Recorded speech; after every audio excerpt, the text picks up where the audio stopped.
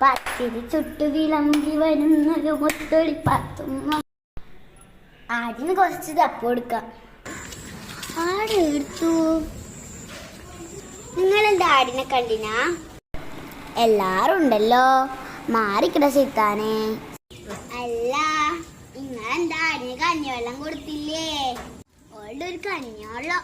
എന്റെ ആട് എന്റെ പുസ്തകവും കടലാസും സകലമായ സാധനങ്ങളും തിന്നിട്ട് പിന്നെ ഓളുടെ ഒരു കഞ്ഞിവെള്ളം.